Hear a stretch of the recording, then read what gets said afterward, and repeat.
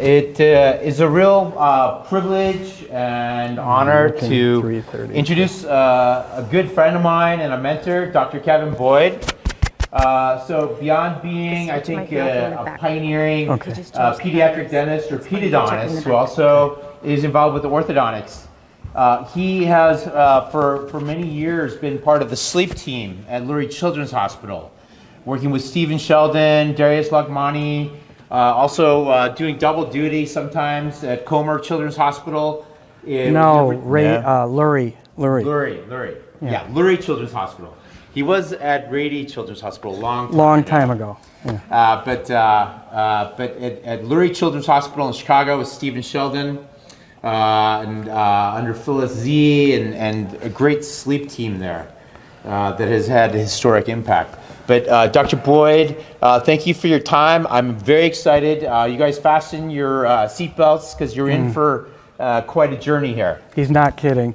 Where's that thing, the clicker? Here, it's right here. I have to stay here? I like to move. Oh my God. Okay, yeah, I have to sit still. We're in medicine now. Fancy. Yeah, right. Is this on? Can you hear me? Yeah. This doesn't seem like it's. Oh God, you're gonna tie me to this thing? I don't. I like to walk around. Anyway, I get 27 minutes from now, so I'm going to 401, 402 maybe. Okay. Anyway, look at the date on that. That's you were looking at that. And early intervention. I'm going to be redefining what early means, but that's why I emphasize that. I was so glad to see Rakesh talking about 3, 4 to 6-year-olds under 7. That's a key term, under 7 years old. It's not moving. It's not. There we go. Okay, that's supposed to go away. Okay, this just was published. A reporter from the Atlantic Monthly has been following me and Mariana Evans, who's a orthoperio at Penn, and we're both visiting scholars at the Penn Museum. And we've been looking at pre-industrial skulls before the Industrial Revolution and trying to come up with a new cephalometric norm. We have cone beams on kids and adults. So, boy, this is really... Okay, so I'm going to show you something fairly graphic. So close your eyes if you don't want to see this. All right. Anyway, I know that patient really well. That's the maxilla. And you can advance the maxilla. Did you know that? You can do that. Okay. I'm going to show you another way. Okay. So anyway, I'm just, see, I'm looking at the screen. I can just look at the computer. Okay, good. Look at to your right. By age 7, that's a geriatric patient in my pediatric practice. A 7-year-old is getting way too old for some of the stuff that I like doing at as young as 2 years old, and doing some amazing things that you're going to see some results. I don't have much time, so you're not going to see a lot of them, but it works.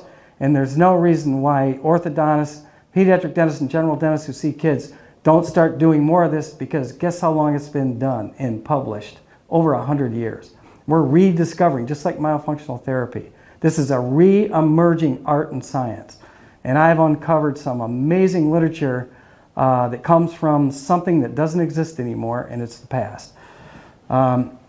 Anyway, there's lots of new evidence. This is like, it's not just in the past, and it was a visionary like Christian Guilleminault who really said, we're missing the boat. The orthodontists, they're the people to do it, and pediatric dentists, but it isn't being done.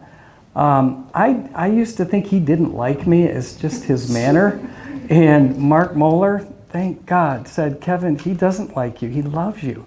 And I'm like, I really didn't believe you, but he really, he helped me a lot. And one of the last things I ever did was accept an invitation from Stanley Liu and him to come to Stanford and lecture for 2 hours his fellowship. This is a really great article from the Stanford team. Bimaxillary expansion, that term bimaxillary, do we have 2 maxillas? It's a Roman term. They used to call it the superior maxilla and the inferior maxilla. There it is. So that's where that term comes from. What's the big deal? Nose breathing, mouth breathing, air is air, right? You'd be surprised how many people that will say, oh, of course nose breathing is more important. And then they're like, I didn't know that. It really, you got to know what you're dealing with and manage expectations. You're thinking that people, because they're critically thinking and they're smart and educated and they come in, there's so many people that do not know that nose breathing is actually optimal for human health, for mammalian health. Anyway, I'm not going to read all this because I'm not going to have time, but this is like what Layla, David Gozal's wife, showed in this study that was published. So Bubba here, he's, it's become a pejorative, derogatory term to call someone a mouth breather. And there's a reason for it. And, it's not nice, but where's that come from? That's the one thing that everybody get asked. Children, they need to be quiet and still when they sleep. You can ask 24 questions from the PSQ, but you know what? The first thing is your child quiet and still? Both? One? None? You don't know? I don't know is a good answer. And then you tell them to go home, use their iPhone, send me a picture when they're sleeping. But I do a PSQ on every single kid. This is a truncated version from Lurie Children's Hospital. And you can download it online from the University of Michigan.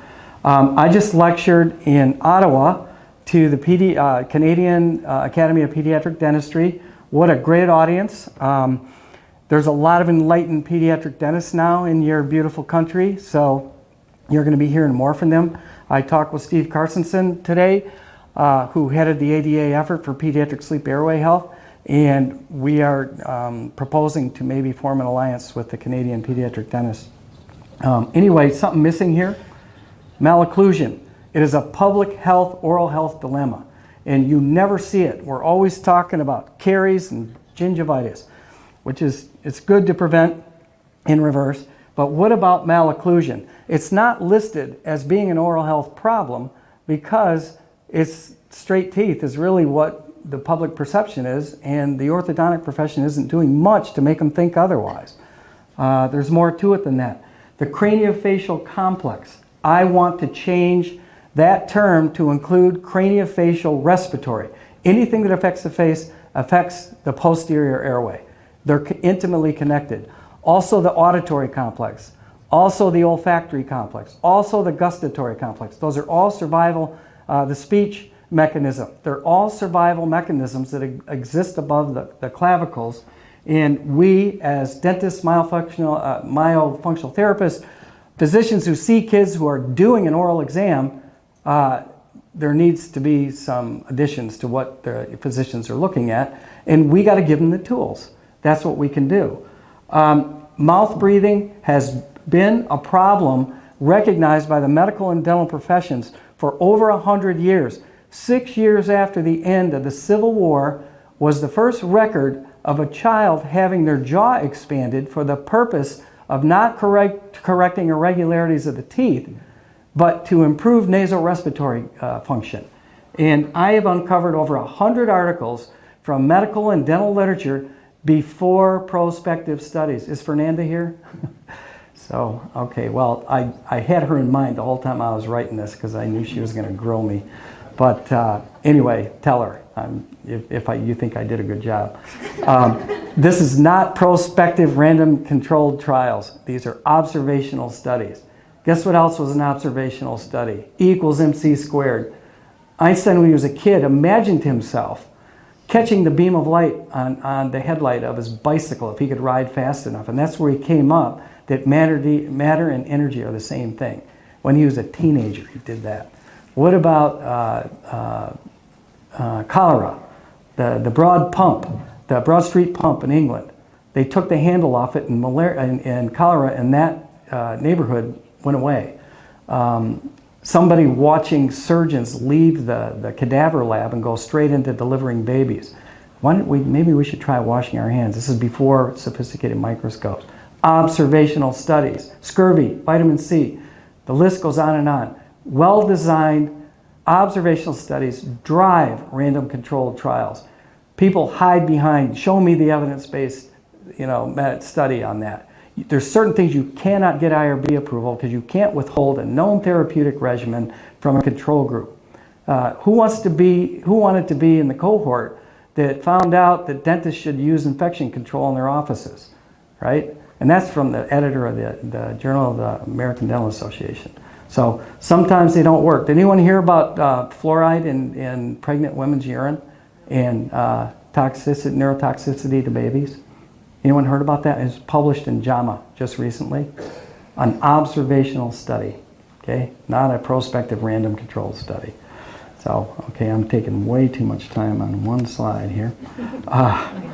So anyway, orthodontic health benefits, general health benefits. This is from 1941. Still, things between 1880 and World War II.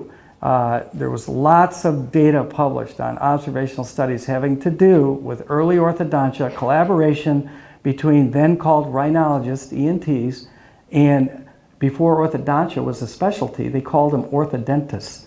And they were dentists and physicians practicing orthodontia. The University of Virginia required medical students to take a course in orthodontics because of its nasal-respiratory relief benefits. So I'm finding all this stuff. What do I do in my spare time, right? That one, look at that. What's the date there? 1881.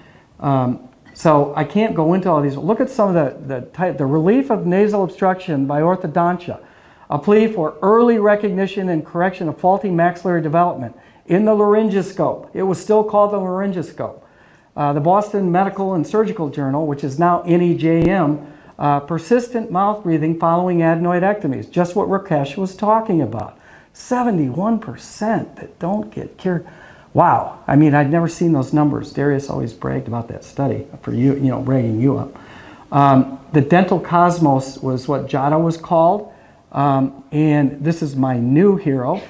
E.A. Bogue, his name is, and this is all about early treatment and nasal respiratory improvement. So anyway, I'm not going to go into that too much, but I bring that up, and a lot of people have never heard it for the first time. Why is it that the AAO says age 7, that's when we first see a kid? Ophthalmology, look at, they see him at 6 months old. Do you know that some eye problems that don't get corrected in childhood can lead to blindness? They used to wait. And now I'm seeing 2, 3, 4-year-olds coming into my office with glasses. Why wait? It's medically indefensible to wait is what I'm going to propose. And if I support it well, you're going to agree with me. If I don't, I want to hear from you. If I don't convince you that this is a medically indefensible position to say, let's wait till age 7.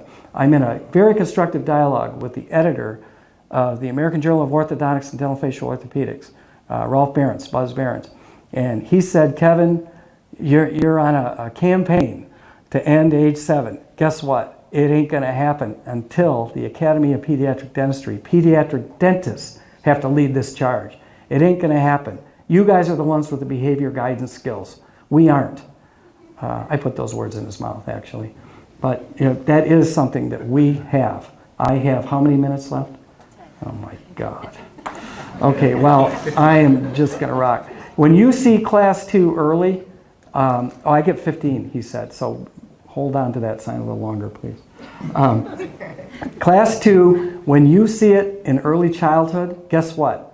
100% persistent and usually worsening beyond, and associated with neurobehavioral and neurocognitive deficits when there is airway restriction. Okay? It's a fact. It's not cited in this article. They just talked about the phenotype of class 2. This is McNamara's group at Michigan. So when you see it, and look at this, 1908, defined, they called it distal occlusion, age 2 or 3. So human malocclusion is a recent phenomenon. I am doing postdoc work in anthropology. I'm an adjunct professor, actually, assistant professor of anthropology at Arkansas now, mentoring some PhD research. And I just, have recently discovered that early detection not only is in the primary early mixed dentition, it could be in utero. And I don't have time to say, but these slides are yours. They're for the public domain. I'll share them with anybody. I don't copyright them. Ben Franklin never copyrighted anything. It's for the public consumption. And I'm no Ben Franklin, but I really like that attitude. This is the first cure of OSA. with something called orthotropics. It's published. Stephen Sheldon and I did this. I didn't actually provide the treatment. My mentor, Bill Hang, did. But I got my name on it. And he's been very gracious by not getting mad at me, but it wasn't my fault. It's not my fault. Anyone want to take a stab at this? Anybody? A, B, or C? Okay, too late. So that's how long we've been around. A long time, looking like us, anatomically modern human. You could go back in time, mate with somebody. I'll give you a hint. You'll wake up in Africa, and you could mate and have a baby that can have a baby. That defines the species. Hypothetically, it's not a testable hypothesis until we find a time machine. And there is the published reference. These are flashcards that I got from the Museum of Man in Paris. Little preschool kids are learning about this stuff, and our doctors don't even know it. It's not part of pre-dental education or pre-med education. Itogeny just means from conception to death, cradle to grave, womb to tomb is what one of my professors used to call it. Phylogeny is just the development of a species from a more primitive, simpler form to a more complex, advanced form, if you will. And for humans, I like to just start the whole thing at about 300,000 years. And then phylogeny moving forward to where we are now. This is how many kids have malocclusion estimated. That's Robert Corricini. He's a dental anthropologist, wrote the first book on how anthropology informs orthodontic diagnosis and treatment. He came out of retirement to mentor me and Mariana in our postdoc work. Meet some of your relatives. How many knew it, but there was no tooth decay appreciably in the human species until about 10 to 12,000 years ago. When I first heard that from Philippe Pujol at the University of Washington about 12 years ago, I thought it was bullshit. Sorry, I would have learned that in dental school, right? No, it's true. No tooth decay appreciably until agriculture. Grains, fermentable carbohydrates, and malocclusion not till after the Industrial Revolution. You think cavemen had bad teeth. They weren't crooked and they didn't have cavities. Look at this. This is cottage industry on your left. But women could still breastfeed because they didn't leave the home. And then women were the first skilled laborers in the Industrial Revolution because they knew how to operate a loom. They just hooked it up to a steam engine. That's when 250,000 plus years of ancestral type nursing and weaning stopped. Almost suddenly, and that's when malocclusion starts. So anyway, this is from over 100 years ago, talking about the importance of nursing and weaning to prevention of malocclusion. Go figure. I thought we came up with that. We are rediscovering so many things, not just about myofunctional therapy, but just about orthodontics. And look what was in the front of that is. That's what they called normal occlusion. They were looking at museum specimens like we are. That's what guided normal occlusion. That was supposed to be a movie that showed how the tongue pushes the mom's nipple against the premaxilla, so it widens and forwards the face. And then when you start weaning kids onto hard, fresh, unprocessed foods, that continues it, and then lifelong commitment to it keeps those sutures open and keeps faces forward and airways open. So this is a pre-industrial fetus that we did a cone beam on. These kids are born bimaxillary protrusive by our standards. We haven't found one, and we've looked at maybe 100 fetal skulls that were still born before the Industrial Revolution. But it looks like we had done myofunctional therapy and advancement, non-surgical distraction we call it. And that's sort of a modern version that I superimposed that's kind of typical. We're trying to see if we can predict based on numbers if these orthodontic cases that come in, we want an ultrasound. We want a mid-gestational ultrasound to be part of an orthodontic workup now. So this is work by Lieberman at Harvard. He was one of the first to identify diet as being suspect as to why we have malocclusion now. Mismatch just means that we have an anciently derived genome that goes back actually 2.4 million years to when the genus Homo was first recognized, and then on upwards from 300,000 years on. That's us. That's what our genome was used to. Not Gerber, not bottles, not formula, not breathing dirty air, not papoosing. women would take their kids and they had to hold their heads up. Their posture was good. Forming consonants with a click. That's how our ancestors. There's a tribe, they're called the Sand Bushmen, and everybody in this room comes from them. We are mitochondrial grandmother, mitochondrial Eve, lived 140 to 150,000 years ago in South Africa, and we're all related to her. And her tribe is still there. Every man alive today got their Y chromosome from a guy who left Africa about 65,000 years ago. And there were other men at the time, of course, but everyone's line is gone. So mitochondrial Eve and ancestral Adam, they lived 70, 80,000 years apart, but they're the parents to us all, the great-greats. This is something that I did. I was part of a focus group in 2012 that the National Science Foundation sponsored and invited 8 dentists and 8 anthropologists to Duke University for 3 days. And we had to figure out how come anthropologists do not understand application of their field work to clinical dentistry, and why do dentists not understand how to apply field work, anthropological field work.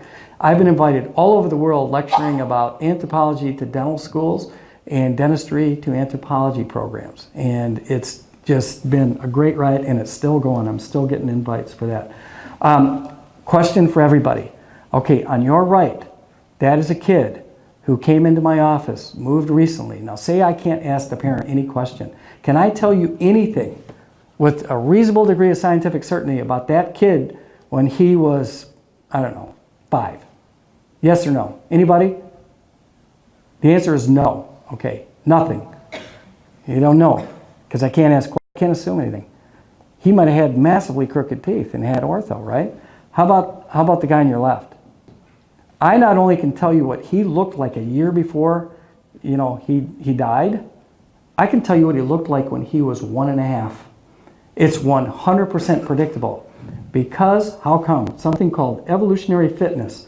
When you have, that's the kid on your right, and obviously that's not the same person, but I can take any 5.5, 6-year-old that died before the Industrial Revolution that was a member of the proletariat and not royalty or nobility. And I can tell like a 50-year-old who died with perfect teeth, I know that they looked like that, or they would not have survived childhood.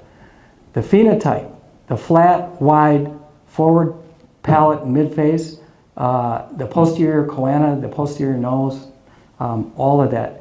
You had to have that or you did not survive childhood and live to become an ancestor. So, and that's a hypothesis.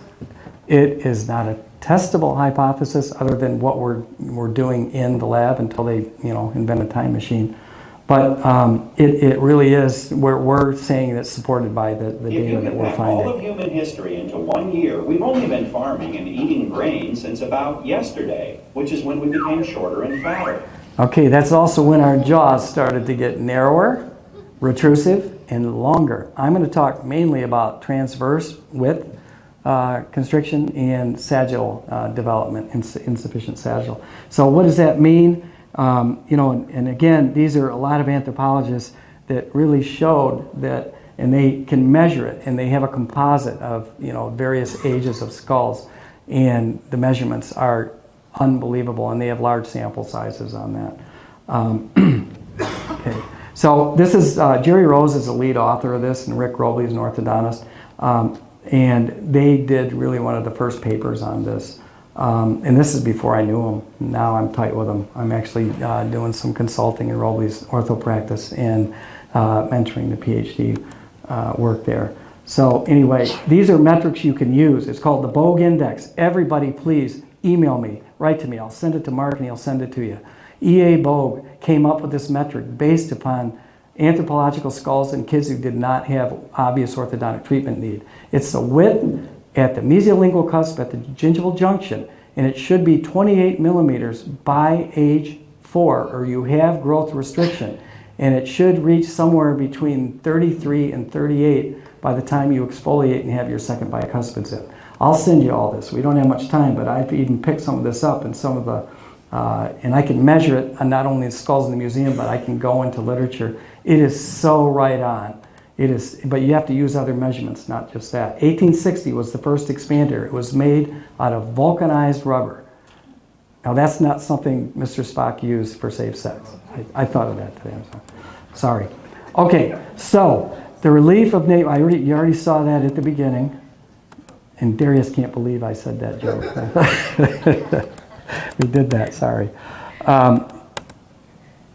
And this says by age. Look at that first one. 30 months of age being the ideal time to start expanding. 1912. And that's in the Journal of the American Medical Association. I give that article to every single patient that comes into my practice. And Dr. Bogue practiced in Paris, Chicago, New York. Look at this, ADD. Look at all the things from this article from 1908 because of mouth breathing. Recessive chin, teachers will accuse children of being inattentive. And all those large adenoids, everything's there. This is my hero in Chicago, one of a few that I'm going to show later if I can get through this. But Darius and I work a lot together doing research and teaching and trying to create mutual learning situations so that we don't have to be the ones to see everybody. Mouth breathing, again, has been the scourge of dentistry and medicine for a long time, and we are just now rediscovering it. And we're gonna pass the torch. This room right here, and that group that I talked to in Ottawa, 1881, 1913, and this was in The Descent of Man. Darwin was the first to notice Americans are pulling bicuspids. I mean, go figure. I couldn't believe it when I found this. So this is, real quick. The last milestone in the 7 million years of hominid evolution is the emergence of modern humans, or Homo sapiens, people who for the first time fundamentally looked and behaved like us. While a date of around 200,000 years ago is frequently given for this dynamic, there is still substantial debate regarding the timing as something that was an ongoing process rather than a single point in geological time. Anatomically, it is widely recognized that facial size reduction, or gracilization, or feminization as it is sometimes called, as well as facial retraction. Okay, so that went on since agriculture.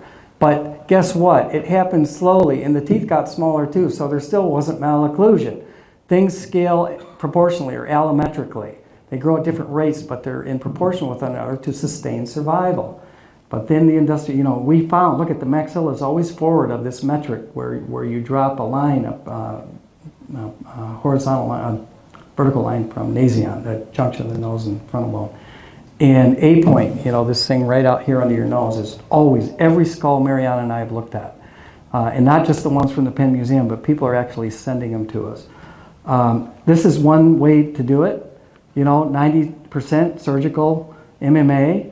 I know this kid, patient of mine, didn't know how to do this stuff when she was young enough to get it. So she had to have, surgery. She had her tonsils out, and the airway did well up there, but look at the hypopharynx. And then we already talked about that. Another, there's lots of problems with adenotonsillectomy. We need something else. There's, morbidity under 3 years old. And what happens 20 years later? There's a lot of respiratory problems. This guy, Stearns, is an evolutionary biologist. He knows how to think about medical and dental problems from an evolutionary perspective. MMA, very effective. And ask me how I know. Kid on the left, her baby sister on the right, I knew how to do this when she was old enough for it, young enough for it. That's 3 days in the PICU. She didn't like, in addition to all kinds of problems, she didn't like the way she looked. That breaks a parent's heart. Ask me how I know, that's my kid. So she got an MMA, and she is one happy camper now. Let me skip to the end. Oh good, I get to show my heroes, Uma Katwa, Darius, and Steve Sheldon, and Christian Guilleminault. I'll just end it there. So, thanks, I had more. So, as we're transitioning to the next presenter, Dr. Boyd, what was that updated term you wanted to push out into the sleep world? The craniofacial respiratory complex. You do this really well. Kids, say, repeat after me. Get everyone to say it. Craniofacial respiratory complex. Can everyone repeat that? Craniofacial Yeah, good. Okay. Okay.